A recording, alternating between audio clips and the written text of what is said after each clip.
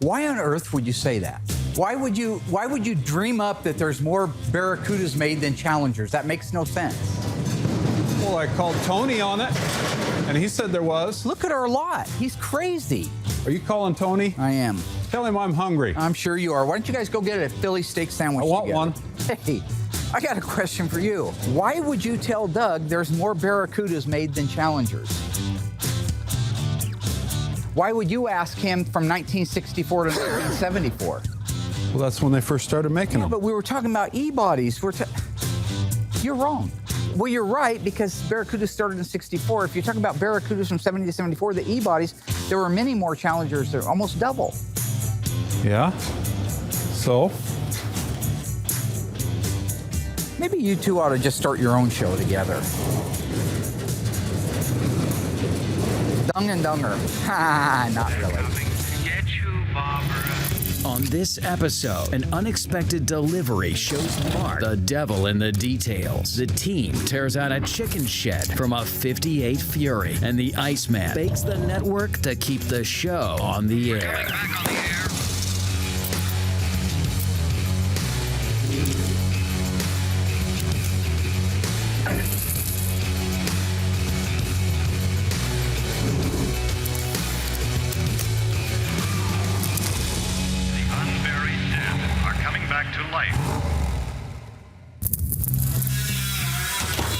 Hey, Rod. Yes, sir. Welcome back. Thank you. How are you? I'm good. How was your month off? It was 7 days.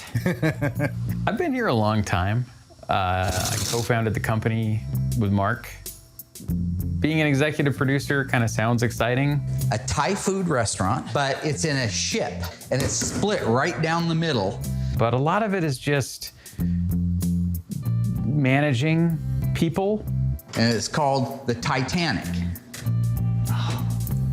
I haven't heard anything back on the contract itself, so I'm just writing in again. I want to put the words "pray tell" because I think that sounds kind of intelligent. This is actually what you're sending them? This is what I always send them, almost the exact same thing. Yeah.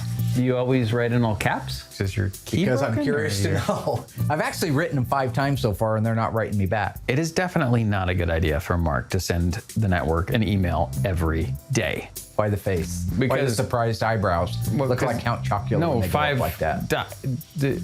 Are you writing them? Is your hair when did getting you thinner in the first- front? The thing that I don't get about Mark is that he bills himself as a classic used car salesman, as he likes to put it. I'm doing air quotes for some reason. I mean, is that like a little bit excessive? Because, I mean, daily, you're not really giving him a chance to... Well, they've written back 3 times so far, so something's working.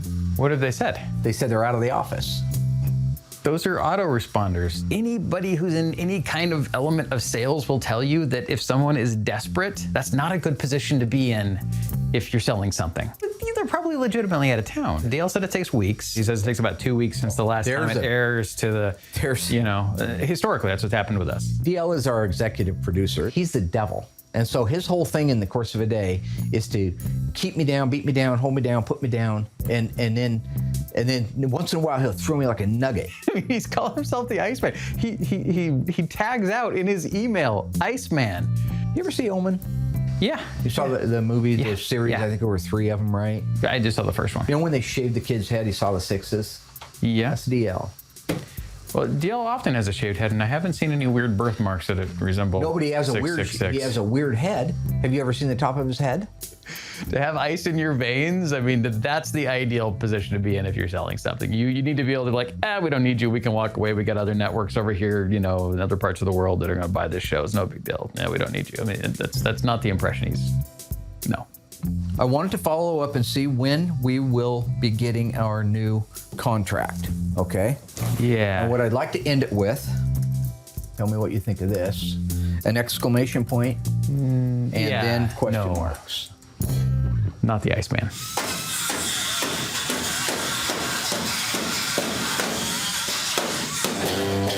So we have our Daytona that's already been pre-painted and all jammed.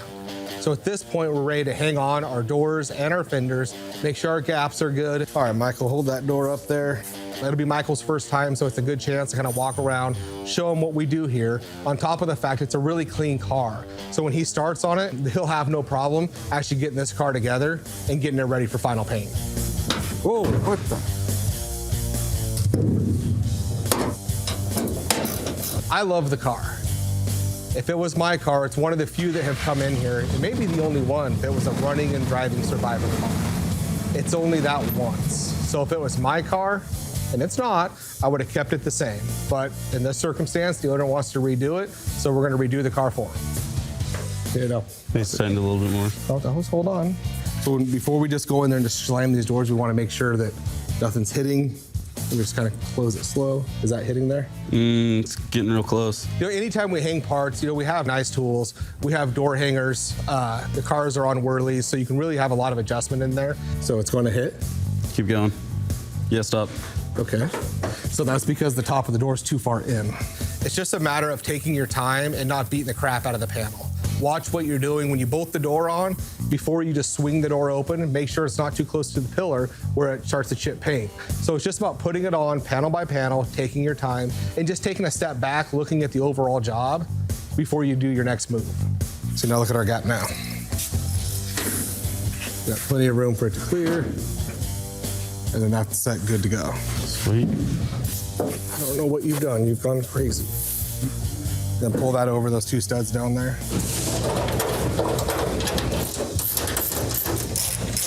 Okay. All right, so that gap's nice and consistent. I think the gaps look pretty good. And so yeah, let's grab that jack, 2x4 and a brick. We'll jack it up. Hey everybody, come on up. I want to show you our new parts room. Alyssa's been working hard at this along with me. Into the foyer. So, this is the parts room. It's heated and air conditioned. These are all the parts that we typically stock, like from AMK, Classic Industries, OER. Are you okay, Dad? You're breathing really hard over there. Yeah, well, maybe if I didn't just climb to the top of the Space Needle, it would help. So my name's Alyssa Rose. I'm Mark Warman's daughter. I have been working here for like forever. Yeah, well, maybe if you didn't put the parts room at the top Well, it of was the the only Space Needle, place it would help. we had that we could do it. So I brought that in.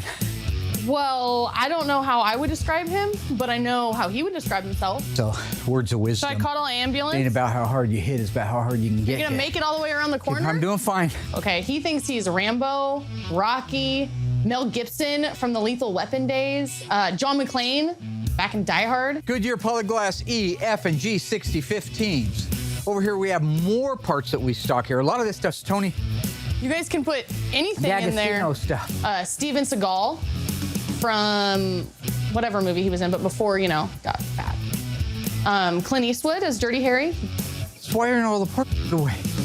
Because what I don't understand is stuff sitting out. What are you talking about? talking Why about are the you $50 up million here? And I don't know, who does he say he looks like? What's his name? Oh God, he's a big actor. He's from Analyze This and Analyze That. You know who I'm talking? Robert De Niro. Robert De Niro. There's not They haven't been put 50 away, and why million. is this room such a Okay, mess? that's what I'm doing. Okay. It's a process. Okay. You don't understand how much time this Yeah. takes. Do you It's a lot remember- of work. Is this my dream job? No. You ever see The Hills Have Eyes? It doesn't matter. Well, it does matter, because if you don't do things right, things Is it happen. I'm doing it the right way. I've definitely learned a lot managing the parts department up here. Getting to work with the sheet metal and learning the parts numbers and going through the catalogs, I've learned the most Oh, about the hey, cars being Alyssa. up here. Hey, How you doing? good. What's up? The McAllister truck's here with Coronet. What? It's here now? Yeah. No one ever tells me anything.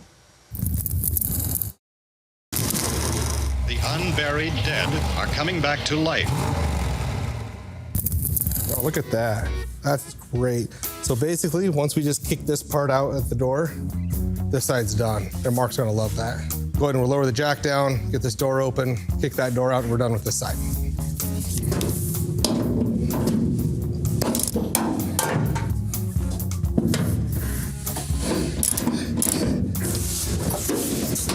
Gaps look good. That's how, everything should look. Like I said, on a car that's solid to start with, everything pretty much just falls into place. So at this point, we'll move over to the other side, and I'll let you install the door and the fender. I'll help you, of course, but if you could do it without making mistakes, or does that seem? We'll see. So as far as I know, the Hemi Coronet is back for a few just minor fixes. that I guess could have been fixed before it left. So.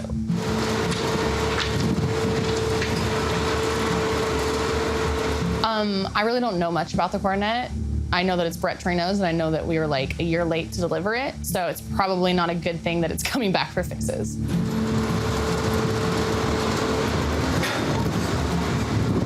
As sad as I am to like see it back, because I know that means problems, it's actually kind of a bittersweet feeling. That was the first car that I did metal work on. It's where I learned all of my grinding and everything. So, and it's one of one, so it's hard not to love that car. Hey, Brett. Good. How are you doing? I know he doesn't show it, but having a car come back, he has really high expectations for the shop and for himself. So I know that it has to bother him. I'm sorry. I'm sorry. I'm just going 100 miles an hour in different directions.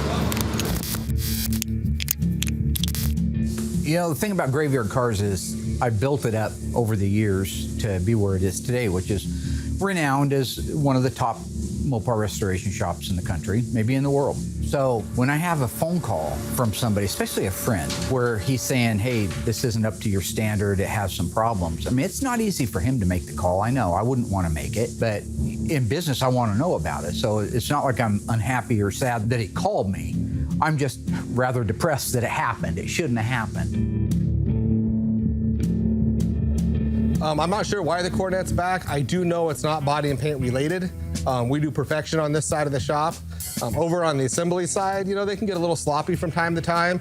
So when we go over it with Mark, I guarantee it has nothing to do with us over here, and it's all over there. Of course, Will claims that those aren't his issues. It's never Will's fault. Will's never got anything to do with it. Walking around with his little tiara on. We don't make mistakes in the paint shop, body shop, or the metal shop. We set a very high standard out here, starting from when the car comes back from the dipper in George's department, all the way over to mine. So when I'm done with the car doing the undercoating and it's all buffed out, I roll it over there, put it on a bin pack, and I know I can walk away and there's no problems. Oh my God. Don't get me started, okay? I love Will, but he is like the princess of Graveyard Carz. Everybody thinks it's me, and I wish it was, but I'm not the one who gets the special treatment, come and go as I please. He's always taking selfies, and you know what? I'm the one that gets him his hair product. He comes to me to buy it for him. That's how much he cares. He uses special shampoo, conditioner, leave-in. I get him oil treatments. Good God. What about when you guys paint on? I don't run paint. See, producer, you're trying to get me riled up. Today's a good day. I'm not gonna let you upset me. Look, I'm not saying it's Will's fault. I'm just saying it's kind of weird that he's got to paint every car twice. All right? So yeah, the Coronet returned this week, and that's bad for a lot of reasons. It's an expensive car. We had it a long time, and the things that it's coming back for are the piddly little things that a person can take care of if they had more time. So that's a big black eye. We have Christine that has to be completely disassembled and inventoried. You don't just rip a car apart. First off, it's Christine, so it's evil. It's my own hypothesis there. A big Stephen King fan.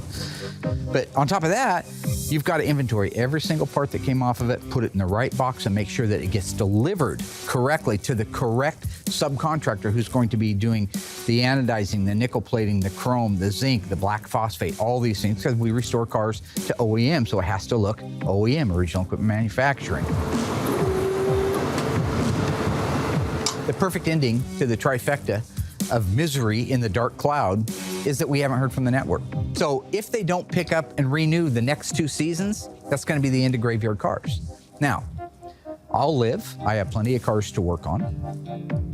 Everybody downstairs in the shop will live and be fine at Graveyard Carz. Everybody upstairs that helped make the show, what are they going to be doing, right? Then, even more real, every car that's here, we have almost 100 cars total. Now, 30 of them are disassembled and in process, and the other ones are waiting to go through. Every one of those cars, when I bid them, the price reflected that I'm going to get compensated for our television shows. So if that cuts off, that's the end of the gravy train, you might say, right? It's ain't UNICEF.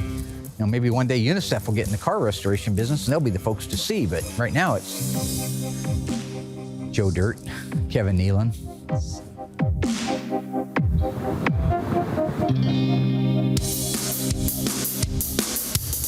Christine. 1958 Plymouth Fury.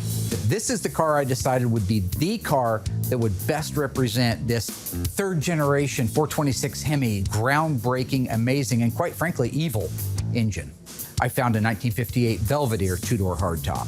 And so we're going to convert it to look exactly the way the movie car Christine looked in the motion picture. Like that, and like this. Boy, I'm so nice to see that this isn't all rusted. I was scared to death it would be destroyed. Go ahead and pull all that ugly carpet out of there. Back in, look at the little bee's nest. So normally speaking here at Graveyard Cars, we like to wait to the last minute, which is pretty much where we're at right now. Wait to the last minute to get the car ready for SEMA. So we don't need any real big surprises. I already know what to expect for the most part of the body once we get it disassembled. Oh, check it out. Here we go. We're going in. Look at this. Oh, that's house sighting. That's not original. The unburied dead are coming back to life. That's custom right there. I imagine when they designed the look of this car, they wanted it to look a little bit space age. Oh yeah, absolutely. I mean, it's pretty cool. Absolutely. I feel like they used to have more fun designing cars. They cared. That's the difference. These punk today, they don't care. Jeez Louise. Okay. Well, I don't think it has to do with caring. I think it's like making a car today. Like, I think that our culture has changed. I think that, you know, we're just totally in a different time. Yeah. And money and cost and all that. Just a different time, but we don't make cars with the amount of creativity that we But used to. there's We don't the have punk factor, so. I don't think it has anything to do with anybody being a punk dad. I just think. I thought for sure it did. Oh, that's a good spot for it. It's not a serious thing, but it's kind of fun to think of.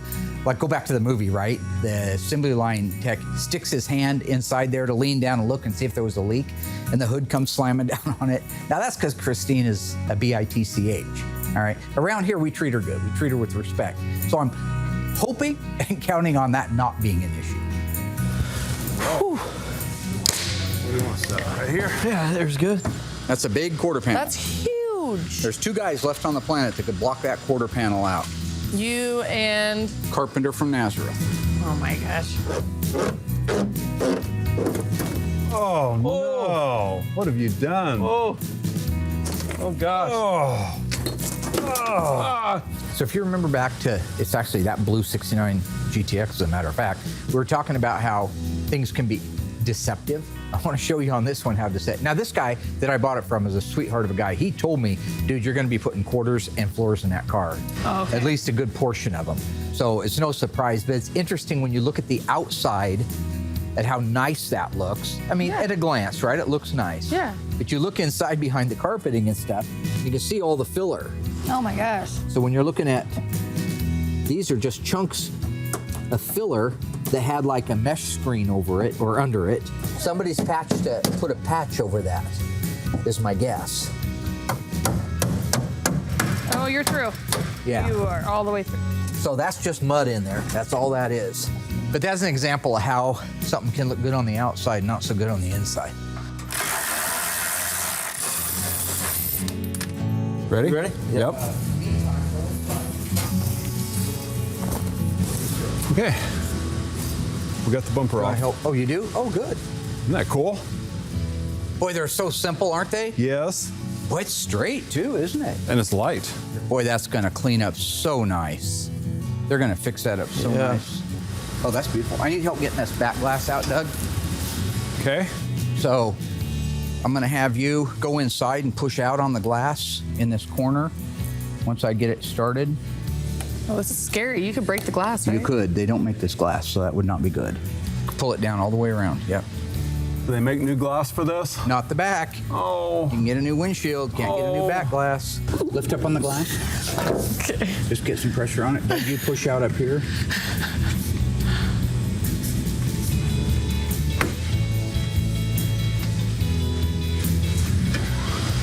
Fantastic. Wow. Yeah, that's great. Boy, that's heavy. Jeez. Hey, Justin, do you believe in ghosts? Not at all. Do you? You don't think this little girl's possessed? No. You don't think she's gonna be haunting me tonight in my dreams? No, but some of the other cars here are. Haunting me? No, possessed. haunted. Why would anybody be more possessed than this one? I don't know. You sound kind of scared right now. I don't believe in ghosts either. But I love ghost stories. Nice. Sweet. 2 pieces. Yeah. Will they separate? Look at that. Look at that. Nice. Oh, man. Look at these fenders. They're huge. I don't know where we're going to put them. Keep that pulled down. Okay. You want me to push? And then I want you, yeah, this is going to be a hard one because of the shape of it. That's scary, man. Yeah, it is. And then we just want to keep a constant pressure. Got it. Wow. Okay. Nice. Great. You know, go to that side. These things are heavy. You want me to go over there? Yeah. Yeah, it's about 25 pounds. Right here. I got a sawhorse for us. Right there. Thank you, Mark. Thank you, Mark. Thing's completely delaminated and we didn't even break it. Crazy, huh? Oh, ho, ho. But they kept the good stuff underneath. Yeah. Looks like they pulled this out of a 1970s church. Mark thinks I should buy a church. Check out those floors. You guys seeing this? When you looked underneath it, you really didn't see what I see now. Baling wire, corrugated barn side material, all pop riveted into place. I mean, this is butchery at its best. I mean, this is terrible. The unburied dead are coming back to life. So the disassembly of Christine, there's nothing too crucial at this point. Just being very, very cautious about everything you take off because they don't make anything for these cars. So I had that conversation. I worked with them for a while on the disassembly, got to a point where I could go up and make my phone call to Brett, my dreaded phone call, where I have to kind of eat crow and find out exactly what his concerns are and then share with him what I've seen also on the car since it got back. Well, the problem has been that I don't have any help out here in the QC department. So things like that can get away from you sometimes. And it just does. It is what it is, So Graveyard Carz really doesn't have a written warranty on the work that we do. I always try to do what I consider to be the right thing. So in the case of the Coronet, I think you have to show when you're in business that you're willing to go the extra mile for the customer. And I think that's why we are as busy as we are. A lot of the problems with the car are because of paint issues, and they're little, right? It's not the big picture, it's the little stuff. I've got 50 areas that need to either be buffed, wet sand buffed, touched up, or in the case of, I've also got beauty rings. Maybe if Will helped anybody out. cared. Maybe. What are you Help doing? out with what? Well, I'm so glad you asked because I do have a solution for this issue, and I think that we should put Will in charge of it. Print a label? Did you see this thing came back? It's not paint related, so. Well, I think it might be. I think we should put Will in charge of it because he's only got one job and I've got 20. So I think that he has more room on his plate than I do. There's no, my side of the shop's good. I have Your an idea. side of the shop just cost your side of the shop $1,800 to get the car here. What if you did a walk around the car right before it left? All I'm saying is somebody needs to QC this stuff. I agree. Like I Will. could not agree more. 150%. I You need agree. to have somebody over here that goes around the whole entire car, has a little checklist even, and just looks I for little agree. imperfections. You want to do it? I don't have time to do it. You have plenty of time to do it. Alyssa and I have talked about, having a QC person here. I don't have the time. There's just trying to manage the metal guys, the Bondo guys, make sure myself and my helper do a good job is a task in itself because we're constantly juggling a lot of cars. You got a parts room. No. That's all you It have doesn't a parts matter. room I don't want to do it. I've Well, I don't seen have Death time. Wish. I I don't want a bullseye on my back. Well, I'm not. Good. Alyssa has the parts room. And then it starts there, and then it stops at parts room. Okay, so we can all three agree we need a QC person. Yeah, I agree. So Yep. I'm Okay. pretty well slammed back there, but you do have the parts room, so maybe that's Oh, something you can please. step up and do. I trust Will. I've trained him. He's worked with me forever. I brought him in. He was just a kid. He was still in high school. So it's hurtful when I think they didn't take the time to make sure and protect our interest as having the reputation as the best in the world. And I'll get back to you on the car, boss. You'll already see a hood down there, and you won't need a magnifying glass to find the spots on it.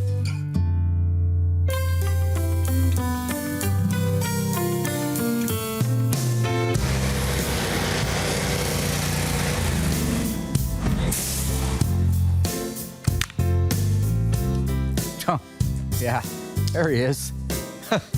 Hey, how can I help you, Aaron? What do you want to buy today? Usually, when I go out to find Mark, I need to borrow his credit card. Something related to our production here, and so whenever Mark sees me, he typically thinks that I'm coming for money. That's what Aaron does. He comes down here and he says, been talking to all the guys, which means he hasn't been talking to anybody. Yeah, we need a new KP500 camera with the new super exposure lens on it. But that's not true. I don't always approach him for money. I mean, sometimes I'm reminding him about paychecks or maybe a bill. So maybe it is about money. How can I help you? Well, first off, you texted me. That's why I'm down here. I know. I texted you. I don't need to have it read back. I haven't heard back from the guys. I sent that email in. It's been like 3 hours. 3 hours. At the very least, they're just sitting back counting the question marks in his headline and his email. I mean, or counting the exclamation points or wondering if he knows his caps lock key is on. They're 3 hours ahead of us, so that's like 6 hours. That's not the way that works. It's called math. I don't know. I mean, how can you process something like that? I mean, they're probably still processing the other emails and phone messages and whatever other things he sent. I don't know, carrier pigeons? I mean, no. Well, it doesn't matter. My question is, I'm watching a video the other day online, right? Yeah. This little kid, well, he's a grown man, but he looks like a kid, right? So is that a little person? Yeah, I think so. He's making millions on a YouTube channel. I think they're making a shoe after him. All right, so have you had a shoe made after you? I don't think so. No. Okay. This guy's making millions of dollars and he's running a YouTube channel. So I get thinking, well, I've spent millions of dollars making a TV show. Why can't we have our own massive, major YouTube channel? We do have a YouTube. One of our other executive producers, DL, he manages the YouTube page, does a great job of it, and has been really doing a lot to promote it lately, and it's been growing really dramatically. Apparently, Mark doesn't know that. Let's say we get canceled or they don't pick up our new contract, which is very, very likely since they are not responding to any of my pleas. Not really that likely, but okay. Well, it's very likely when you look at last season. I'm not going to pick on anybody that's not why I'm here. Okay. Mark is what we would call a classic flip-flopper. He will love an episode until suddenly people on Twitter or Facebook don't like that episode, and then he hates it, and it was garbage, and everyone is crap, and everyone should just be fired, and we should start over. You got, what, 11 clowns up there right now, including Not Louis 11. Anderson, the great big fat. If for some reason it's the other way around, like we could show him an episode and he'll come back and say, this is the worst episode ever, it was garbage, but then we have good ratings or a really good response on social media, and suddenly, oh yeah, that was fantastic, I did great in that episode. Mercurial, I think would be the right word. So, how many of those guys could we lose and we go to a YouTube channel, get the YouTube channel to make me some money that offsets those wages, and next thing you know, I'm making cash. Bunsen burners. Nice little earners. Well, we would need all of the same people to do the show. Why? Mark has never fully quite grasped what it takes to make a TV show because we made a TV show early on with very, very little. And it worked because we were really, really dedicated. We put in a lot of time. And more importantly, we took a lot of time to make the number of episodes we made because it requires. I mean, we got 2 camera operators, we got a sound guy, but as production kind of ramped up and we had to make more episodes in less time, still need to edit it.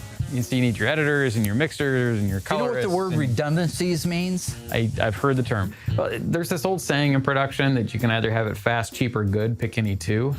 Well, Mark kind of demands all 3. I'm trying to avoid that train wreck. And the way I avoid that train wreck is with you. Why? Because we're equals. Those are the greater than symbols, but I mean, you could do it. Well, I hate to break this to you, but if they don't pick up the contract, there will be redundancies. Now, I need you to keep that to yourself because yeah, absolutely. I don't want you upstairs scaring everybody. Okay. Hey, Steve. Yeah. Do you know what redundancies are? Redundancies?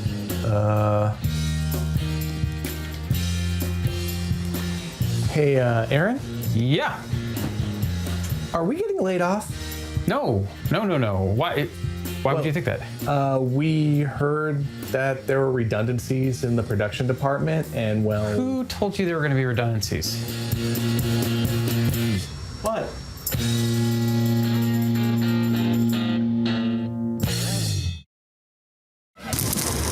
The unburied dead are coming back to life. So we'll have to put it on the hoist to get the pitman arm loose. Yeah. Should we raise it up? Yeah. Going up.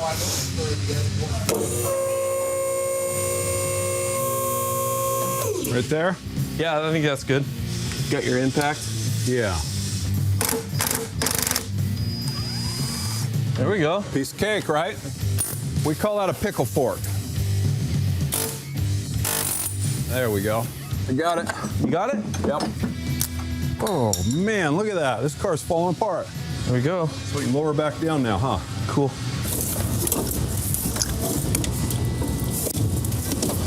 Out or in? I don't know. I think we're stuck. It's bleeding. Caught on a brake line. There we go. Oh. Whoa.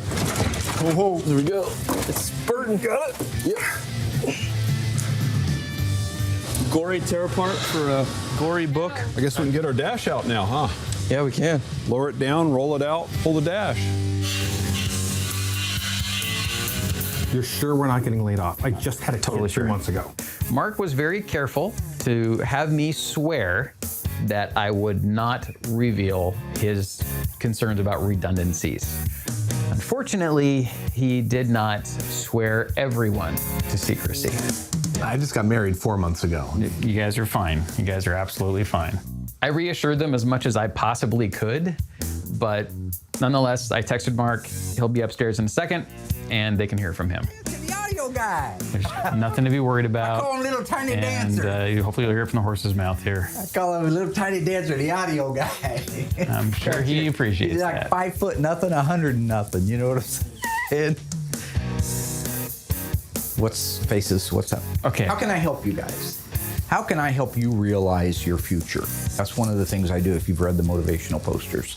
We have, yeah. And actually on that note, that's kind of what this is about. These guys need to hear from you that they're not going to be made, quote, redundant.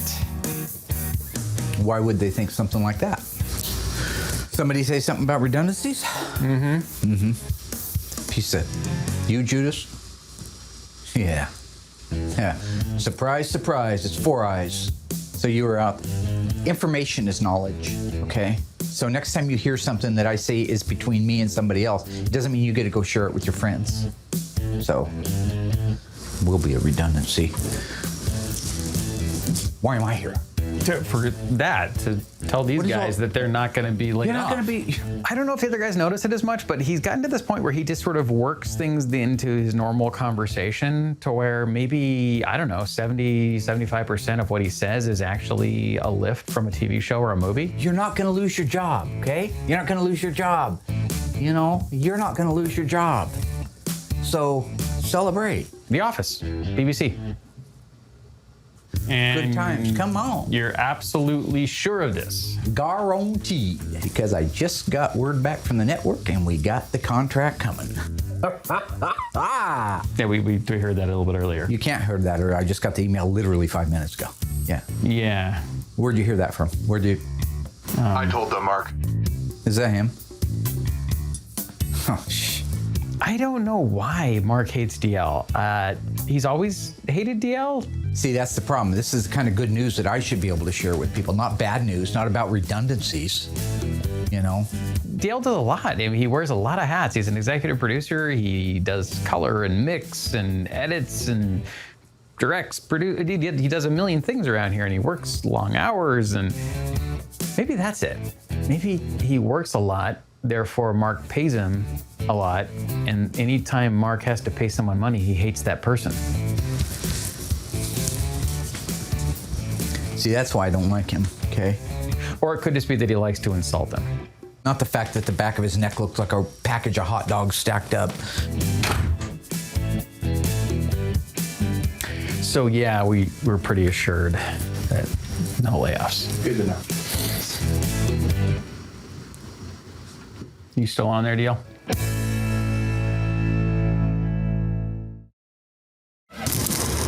The unburied dead are coming back to life. The GD says, I thought you wanted a 10-inch pianist. You know, the play on words. That's good. Will, you know the genie joke? I'm aware. You guys, did you hang the fenders and doors? Yep. Mark. Me and Will. Nice to meet you. Mark Worm, Graveyard Cars. First car?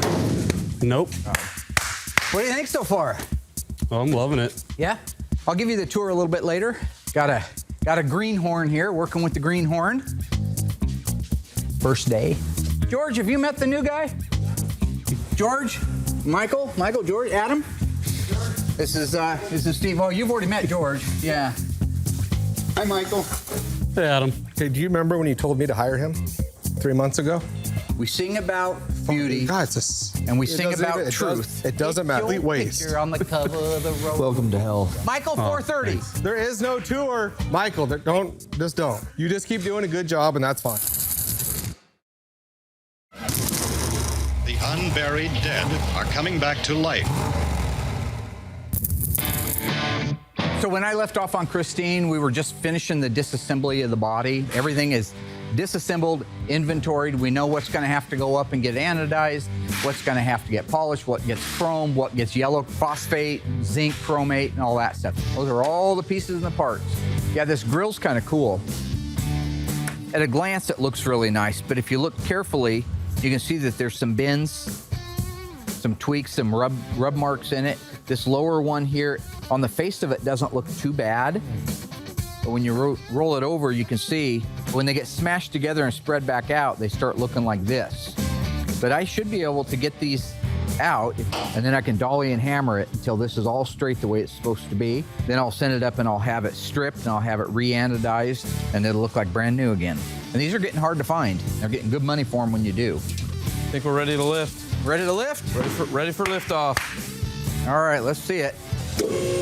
For me, one of the most exciting elements of this restoration is this is the first non-unibody Mopar I've worked on. You can't take a body off of a frame, although you see that written a lot in articles and frame off restoration on a 70 Charger. Well, that would be quite a trick since it doesn't have a frame. Ooh, it's coming on, look at that. Guys. We're free. Okay. First time in, That's cool. We've never seen that before. I haven't. 60 Have you? years? All in all, really, I'm just anxious to see what condition the frame is in. We already know what condition the body's in. Now, where are we at with that frame? Oh, I wonder if it's going to be easier to work on this. My job can be a little bit easier right now. I'm not just held up in one area. The body guys can be working on the body parts. Doug and I can be working on getting the engine installed, getting it plumbed out, getting the brakes and all those things on it. How awesome is it going to be to build out that whole Hemi right on here? Beautiful. You can access everything. For the most part, I think it's going to be a little bit easier process for us. More parts and pieces, but easier to work on. The frame is in really nice shape. The body's what I expected exactly. I got to get on the phone and see who's making what and get some metal coming for it. We'll get this moved outside and we'll start setting up for the dipper. What I learned with the return of the Coronet is that things can happen to anybody. I run around here thinking I'm doing all these different things, and I'm trying, but by getting pulled away in the middle of something, that's how mistakes happen. I learned that I need help. That's just a fact, and it's okay to say that, right? I need help in that shop. I need somebody to help me QC. You notice that George is moving like incredibly slow right now, like ridiculously slow? Like he spent 3 days putting a door on a car. I should not have a car, of any car, no client, but let alone a 7-figure car, travel 1,000 miles down to Las Vegas and then have to turn around and come back on my dime because I didn't have, I guess, at the time, the knowledge that I do now, that I need help and can't do it by myself. I need more people like you. If I have more people like my buddy Will, I'd be rich man right now. Rich! You've never said that. Huh? You've never said that. Well, maybe I didn't say it to your face, but I say it behind your back, and that's what counts. What do you need? I don't need anything. I don't need anything at all, my friend. Do you know how hard it is to get a compliment out of you? Dude, I do that because I'm trying to build you up constantly. It's been 25 years of beating you down. Oh, this is the moment you start building me up? I just wanted to stop by and say hi. I'm sorry. Hey. No problem. It's good seeing you. As yours. Good seeing you. Hey, no. Yeah. Quick question for you. On a serious note, I do need some help in the shop with QC, right? You would agree with that, right? Things like Torino's car coming back. And so because it was your idea, I decided I'm going to offer you the job. This is a golden opportunity because you're right next to the Iceman at that point, right? There's like the Iceman's up here. So he's like El Jefe, right? You got to agree. Yeah. Well, it's your shop, so. Right, I own it, right? Right. You are going to be my assistant. And that is power. Well, thank you. You're welcome. I'm gonna pass. Thank you very much for thinking of me. But it's funny you bring this up because Alyssa was really interested in doing more around here. So, it's awesome Mark offered the job to me. But, anytime he offers stuff like this to me, I just suggest Alyssa does it because I just don't have the time. I wish that I could help you, Dad, but I really am swamped. I have a feeling super busy. Seriously, you have me doing coffee, which is kind of ridiculous at this point. Like, we need to hire somebody for that, or we shouldn't even have a coffee spot here. Like, well, I do better with coffee. Okay, I'm HR. I'm your personal assistant, human resources, and slave. Like, I just don't know what else you need. Yeah, I do everything. I run errands. I mean. As what Alyssa forgets and doesn't realize, this is all payback for what she did to me in Vegas with the magic hat crap she did. I just deflect all that onto her. So this is complete payback for everything that she's done to me. I am building you into a machine, a working machine that cannot be stopped. So that's why she's our parts girl, our research girl, our coffee girl, and about to be our QC girl. Well, I guess I'll do it. If I'm gonna manage and wait, is it the same thing? Yes, okay. Absolutely. Do I get to fire people? No. Can't fire anybody. Then I need an office. You're in it, right here. Oh, so this? I now bequeath this. Well, I mean. It's air conditioned, well lit, HED, LED lighting. You got like a little closet down there. Yeah. You really well, should. it's actually. So I'll take this. This sounds good. This is great. Okay. Of all the people that work under this roof right now, I think Alyssa is my best candidate to do the QC. She knows my brain. She knows what I expect. She's been with me her whole life. I think she will grow in that position, and it'll be a great help to me as time goes on. And at the end of the day, if she doesn't, I'll drop her like a bad habit. Apollo Creed, Rocky 1. Biblically speaking, you're my seed. Well. So. All right. So the 58 Fury are our Christine. Everybody's got a Christine. I was a little apprehensive from the. This is stupid to even admit, but like the superstitious standpoint. I don't know if like all of a sudden this is some hitchhiker from Christine the original that's going to cause problems. I don't want to die in a 58 Plymouth. But at the end of the day, now the car's disassembled, I see it's just like every other car. Happy to announce that I can check superstitious off my list of quirks.